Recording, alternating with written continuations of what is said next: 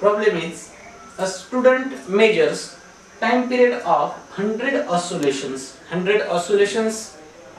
of simple pendulum 4 times 100 oscillation असलेल्या simple पेंडुलमचा time period जो आहे हा काही स्टुडंट्सने मेजर केला आणि जो मेजर केला त्यावेळेस त्यांना जो डाटा सेट त्यांनी तयार केला तो कसा होता. पहिल्या वेळेस त्यांनी 100 ऑसिलेशन साठी 90 सेकंड्स आले, second 91 second, third 95 second and last 92 second. म्हणजे ज्यावेळेस त्यांनी सिंपल पेंडुलम यूज केला आणि 100 सेकंड ज्यावेळेस ते सिंपल पेंडुलमचे होत असतील त्यासाठीचा जो टाइम पिरियड आहे तो टाइम पिरियड त्यांनी कॅल्क्युलेट केलेला आहे आणि तो टाइम पिरियड त्यांनी दिलेला आहे 90, 91, 95, 92. Next, if minimum measuring clock is 1 second, म्हणजे मिनिमम टाइम जो मेजर करू शकतो ती क्लॉक, तर त्या क्लॉकचा मिनिमम टाइम मेजर करण्याची कॅपॅसिटी आहे 1 सेकंड.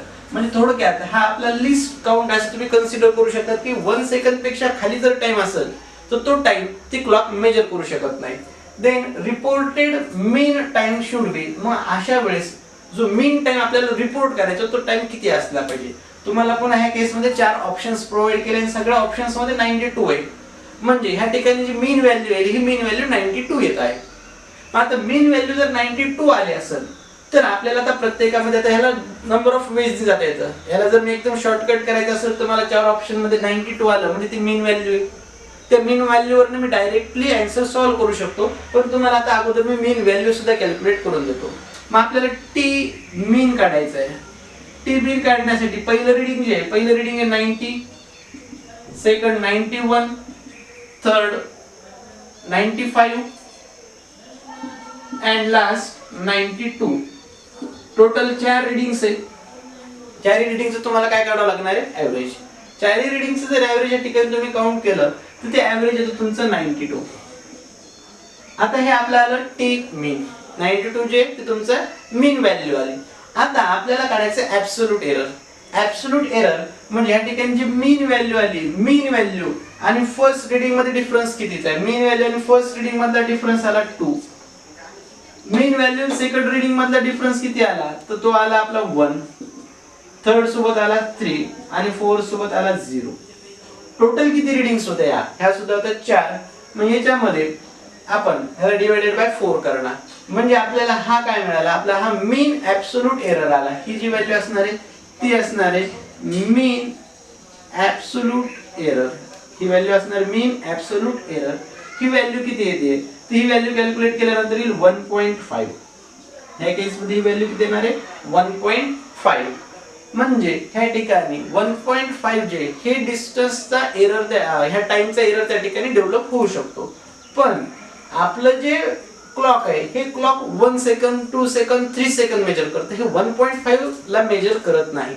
म्हणजे 1 च्या तर आपण नेक्स्ट गेलेलो, म्हणजे हा 1.5 ला तुम्हाला राऊंड ऑफ करणं कंपल्सरी आहे. ह्याला तुम्हाला राऊंड ऑफ करावं लागेल. का राऊंड ऑफ करायचंय, कारण आपलं क्लॉक 1 सेकंड, 2 सेकंड, 3 सेकंड असं मेजर करतं, ते 0.5, 0.10 असं मेजर करत नाही. त्यामुळे राऊंड ऑफ केल्यानंतर हा नंबर किती होणार आहे, हा नंबर होईल 2 सेकंद. आले लक्षात, हा नंबर किती होणार आहे 2 सेकंद. म्हणजे आपल्याला ज्यावेळेस रिपोर्ट करायचं असेल तर रिपोर्ट करत असताना 92 प्लस 2 सेकंद जास्त असू शकतं किंवा -2 सेकंद कमी असू शकतं. म्हणजे ज्यावेळेस तुम्ही रिपोर्ट करताल मग रिपोर्ट होईल 92 प्लस ऑर मायनस आपलं जे आलेलं आहे 2 सेकंद. जो एरर आलता आपला ऍब्सोल्यूट एरर तो आला 2 सेकंद. म्हणजे फायनल आन्सर जे 92 plus or minus 2 second last जो आहे तो ऑप्शन. हा प्रॉब्लेम जेईलाच विचारलेला प्रॉब्लेम आहे. तर हे त्याचं बेसिक आन्सर. आता आपण याला शॉर्ट मध्ये कसं केलं असतं तर शॉर्ट मध्ये तुम्हाला माहिती आहे की सगळ्या ऑप्शन मध्ये 92 होतं. म्हणजे तुम्ही 92 आणि डायरेक्ट फर्स्ट मधला डिफरन्स घेतला असता 2. म्हणजे ही स्टेप जी आहे ही स्टेप तुमची एवढी करायची गरज नव्हती. ही स्टेप जी ही आपली कॅन्सल झाली असती आणि डायरेक्टली तुम्ही ते डिफरन्स काढला असता, डिफरन्स आला असता 1.5 त्याला तुम्ही डायरेक्ट राऊंड अप केला असता आणि 92 प्लस ती व्हॅल्यू आली असती 2. 1.5 ला इथं कुठंच मॅच होत नाहीये. 1.5 नंतरचा नेक्स्ट नंबर जो राऊंड अप करू शकतो तो 2च आहे. म्हणून आपल्याला 2 घ्यावा लागेल कारण 1.8 सुद्धा मेजर करू शकत नाहीये. त्यामुळे आपलं फायनल आन्सर असणार 92 plus or minus 2. A physical quantity, एक फिजिकल क्वांटिटी प्रोव्हाइड केलेली capital A is related to 4 observations. म्हणजे आपल्याला जी फिजिकल क्वांटिटी प्रोव्हाइड केली याचं रिलेशन चार क्वांटिटी सोबत आहेत A B C and D अशा चार क्वांटिटीज दिलेल्या आहेत ॲज फॉलो. आणि रिलेशन काय दिलेलं आहे आपल्याला, तर रिलेशन दिलेले capital A is equal to small a square into B cube divided by C under root of D. The percentage error in measurement in A B C and D. आणि ह्याच्यातला जो relations आहेत ह्या चारही relation मध्ये जे percentage error develop होतील ए B C आणि डी मध्ये ते पर्सेंटेज एरर्स दिलेले आहेत respectively. What is percentage error in quantity capital ए. जर आपल्याला एबीसीडी मध्ये पर्सेंटेज दिलेले असतील तर त्यावरनं कॅपिटल क्वांटिटी ए जे याच्यामध्ये काय पर्सेंटेज एरर असेल तो कॅल्क्युलेट करायचा आहे. तर आपण त्याच्यामध्ये जो पर्सेंटेज एररचा जे रूल्स होते आपण 3-4 रूल्स पाहिलेले ते रूल्स आपण डायरेक्टली अप्लाय करू. Percentage error in capital A is equal, आता मी डायरेक्टली हा प्रॉब्लेम सॉल्व्ह करून देतोय. ए स्क्वेअर आहे, ए स्क्वेअर आहे म्हणजे आपल्याला काय करावं लागेल 2 into percentage of A plus second B cube आहे म्हणजे 3 into percentage of B जे पर्सेंटेज एरर निघणार आहे B मधलं त्या पर्सेंटेज एरर घ्यायचं आपल्याला B मधला प्लस आता ही टर्म डिव्हायडेशन मध्ये जरी असेल तर ती मल्टिप्लाय होणार percentage error in C plus आता इथं स्क्वेअर रूट आहे. स्क्वेअर रूट जे आहे ह्या स्क्वेअर रूटलाच आपण काय लिहू शकतो d⁻² लिहू शकतो बरोबर आहे. d⁻² मग त्यावरनं पुन्हा plus 1/2 into percentage error in D. Percentage error in D घ्यायचे या ठिकाणी सुद्धा पर्सेंटेज एरर इन डी असणार आहे म्हणजे 2 इंटू ए मधलं पर्सेंटेज एरर किती आहे तो 1 आहे प्लस 3 इंटू बी मधलं पर्सेंटेज एरर 3 प्लस आपल्याकडे आता सी मध्ये तर डायरेक्ट पर्सेंटेज एरर घ्यायचे 2 प्लस लास्ट डी मधलं 1/2 इंटू डी मधलं पर्सेंटेज एरर सुद्धा 2 आहे. आता हे कॅल्क्युलेशन करून घ्या तुम्ही. ते 2 कॅन्सल होईल म्हणजे झालं 2 प्लस 9 प्लस 2 प्लस 1 ते झालं त्याचं कॅल्क्युलेशन 14 म्हणजे याचा आन्सर जे असणार आहे आन्सर असणार आहे 14%. म्हणजे पूर्ण कॅपिटल ए मध्ये जो पर्सेंटेज एरर येईल तो असणार आहे 14%. This is the final answer. Next problem.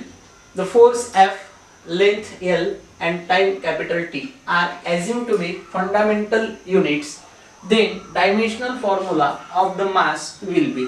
आता प्रॉब्लेम काय दिलेला आहे की आपल्याला बेसिक माहिती आहे की फंडामेंटल क्वांटिटीज ज्या आहेत त्या 7 क्वांटिटीज आहेत ज्याच्यामध्ये लेंथ आहे, मास आहे, टाइम आहे, टेम्परेचर आहे, करंट आहे आणि अमाउंट ऑफ सबस्टन्स म्हणजे मोल आहे. तर बेसिक आणि लास्ट ल्युमिनस इंटेन्सिटी कॅन्डेला. ह्या 7 फिजिकल क्वांटिटीज आहेत ज्यांना आपण काय करत असतो डायमेन्शन्स मध्ये घेत असतो. पण त्यांनी काय सांगितलं की फोर्सला सुद्धा फंडामेंटल कन्सिडर करा, त्याला सुद्धा बेस युनिट कन्सिडर करा, त्या क्वांटिटीला बेस क्वांटिटी कन्सिडर करा. बेस म्हणजेच फंडामेंटल असा मिनिंग होतो. लेंथ ऑलरेडी आहे, टाइम सुद्धा ऑलरेडी फंडामेंटल आहे. त्यांचं म्हणणं आहे की जर आपण फोर्सला फंडामेंटल क्वांटिटी जर कन्सिडर केलं तर जे मास असणार आहे मास साठी फंडामेंटल फॉर्म्युला काय तयार होईल. त्यांनी म्हणजे मास जे मासला फंडामेंटल मधून काढून घेतलेले. मग आपल्याला त्याच्यासाठी आता बेसिक युनिट्स लिहू कारण ह्याला नंबर ऑफ वेजने हा प्रॉब्लेम सॉल्व्ह होतो. तर force unit KG metre per second square, न्यूटनच्या ऐवजी आपण त्याला लिहिणार KG metre per second square, length metre आणि टाइमचं सेकंड, हे तिन्ही युनिट्स आपण लिहिलेले. आता बेसिक पॉइंट की ज्यावेळेस अशा टाइपचा प्रॉब्लेम येतो त्याला युनिट्स लिहा. युनिट्स मध्ये आपल्याला युनिट्स मध्ये विचारलं क्वांटिटी कोणती मास. मासचं बेसिक युनिट माहिती तुम्हाला काय असतं. मासचं बेसिक युनिट आहे केजी. म्हणजे ह्या तिघांना तुम्ही असं रिअरेंज करा की ज्याच्यामुळं याच्यामधलं फक्त केजी राहिलं पाहिजे, बाकीचं मीटर सेकंड स्क्वेअर जे कॅन्सल व्हायला पाहिजे आणि कुठलंच युनिट येणार नाही, त्या ठिकाणी फक्त केजी राहील. असं ह्या फोर्स, लेंथ आणि टाइमला ऍडजस्ट करा. सेकंड ऑप्शन असा राहील की जे दिलेले 4 ऑप्शन आहेत प्रत्येकामध्ये तुम्हाला व्हॅल्यू पुट कराव्या लागतील आणि व्हॅल्यू पुट करून तुम्हाला आन्सर काढून चेक करावं लागेल, पण ती लेंथी प्रोसेस आहे. मग आपण काय करू की आता बेसिकली चेक करा की या ठिकाणी केजी ठेवण्यासाठी आपल्याला हे 2 मीटर कॅन्सल करावे लागतील. मीटर कॅन्सल करायचे म्हणजे फोर्स बाय जर लेंथ लिहिलं तुम्ही ते मीटर कॅन्सल होईल. मग राहिलं काय सेकंड स्क्वेअर. म्हणजे तुम्ही फोर्स बाय जर लेंथ लिहिलं तर त्या केस मध्ये मीटर कॅन्सल होईल, राहिलं काय सेकंड स्क्वेअर. हे सेकंड स्क्वेअर कॅन्सल करण्यासाठी ह्या सेकंड स्क्वेअरने त्याला काय करावं लागेल, मल्टिप्लाय करावं लागेल. म्हणजे त्या केसमध्ये आपला बेसिक फॉर्म्युला जर पाहिला आपण, force divided by length into T square जर केलं, force divided by length into T square जर केलं, अशा टाइप मध्ये kg metre per second square into second square, T square असल्यामुळे त्यांची युनिट पुट केले, सेकंड स्क्वेअर कॅन्सल, आणि पूर्णला डिवाइडेड बाय काय केलं आपण, पुन्हा लेंथ मीटर, मीटर कॅन्सल, म्हणजे काय आलं केजी. आणि केजी युनिट कोणाचं झालं, तर केजी युनिट झालं मासचं, म्हणजे मास इज इक्वल टू काय आलं, केजी. मग ह्या केस साठी आपण फॉर्म्युला कसा दिला, F divided by L into T square. आपण एफ काय, फंडामेंटल, म्हणजे याच्यामध्ये आपलं राहील F as it is. L deviation मध्ये हे अपवर्ड शिफ्ट केल्यावर एल रेस टू -1 लिहावं लागेल, आणि T square as it is. माझं चेक करा त्या ऑप्शन मध्ये असं कुठं आहे, ऑप्शन मध्ये पहिलाच ऑप्शन आहे F L raise to -1 T square, म्हणजे हे झालं मास साठीचं डायमेन्शन. तर अशा बऱ्याच वेळेस असे पण नंबर ऑफ प्रॉब्लेम्स दिले आहेत वेगवेगळ्या फिजिकल क्वांटिटी मध्ये, की त्याला तुम्ही डायमेन्शन्स मध्ये कन्वर्ट करायचं. त्यापैकी काय झालं आपला बेसिक पॉइंट. प्रॉब्लेम दिलेला आहे, in the relation y is equal to a cos omega t minus kx, the dimensional formula for k is. आपल्याला एक रिलेशन दिलेलं आहे, रिलेशन काय दिलेलं आहे, तर रिलेशन चेक करा, y is equal to a cos omega t minus kx. आता हे काय असतं जनरली, तर हे एक इक्वेशन आहे, आणि इक्वेशन मध्ये y काय असणार आहे, तर y या ठिकाणी एक डिस्प्लेसमेंट असेल. हे जे डिस्प्लेसमेंट आहे हे डिपेंड कोणावर आहे, हे कॉस वर डिपेंड असेल. जसं जसं अँगल चेंज होईल कॉस मधला, तसं तसं y ची व्हॅल्यू चेंज होत असते. सेकंड, हे a काय असेल, तर a असणार आहे एम्प्लिट्यूड. a जे ते a असतं एम्प्लिट्यूड, याचं युनिट जे याचं युनिट असतं मीटर, डिस्प्लेसमेंटचं युनिट मीटर. आता कॉसच्या आत हा पूर्ण पार्ट म्हणजे असतो अँगल, आणि अँगलला आपण कन्सिडर करत नसतो. अँगल जे तर अँगल ही डायमेन्शनलेस क्वांटिटी आहे, म्हणजे ओमेगा टी डायमेन्शनलेस असेल, kx सुद्धा काय असणार आहे, डायमेन्शनलेस असणार आहे. कारण हा पूर्ण टर्म म्हणजे काय असणार आहे, थीटा, म्हणजे ओमेगा टी चा अर्थ थीटा असेल, kx चा अर्थ सुद्धा काय असणार आहे, थीटा असणार आहे. आपल्याला त्यांनी विचारलंय की डायमेन्शन काढा k चे. आता नंबर ऑफ वेजने, आपल्या फिजिक्स मध्ये सगळे प्रॉब्लेम नंबर ऑफ वेजने आपल्याला सॉल्व्ह करता येतात. प्रत्येकाची मेथड जी ती डिफरंट असू शकते. आता याच्यामध्ये चेक करू, आता एक्झॅक्टली ओमेगा काय असतो, ओमेगा म्हणजे अँग्युलर वेलोसिटी. आता ह्या टर्म्स तुमच्यासाठी फर्स्ट टाइम यायला लागल्यात. अँग्युलर वेलोसिटी काय, ज्या वेळेस एखादा ऑब्जेक्ट स्ट्रेट लाईन मध्ये चालतो त्यावेळेस ती नुसती लिनियर वेलोसिटी असते. पण एखादा ऑब्जेक्ट कोणाभोवती जर रोटेट होत असेल तर त्या ऑब्जेक्ट मध्ये जी वेलोसिटी असते ती असते अँग्युलर वेलोसिटी. अँग्युलर वेलोसिटीचं युनिट असतं रॅडियन पर सेकंद. त्याचं युनिट असतं रॅडियन पर सेकंद. याच्यामध्ये रॅडियन जे ही डायमेन्शनलेस क्वांटिटी आहे, म्हणजे डायमेन्शन काढताना आपल्याला कन्सिडर करावं लागेल फक्त 1/सेकंद. ज्यावेळेस डायमेन्शन विचारलं त्यावेळेस, अदरवाइज नाही. के काय, तर के कॉन्स्टंट आहे ज्याचं आपल्याला डायमेन्शन काढायचे.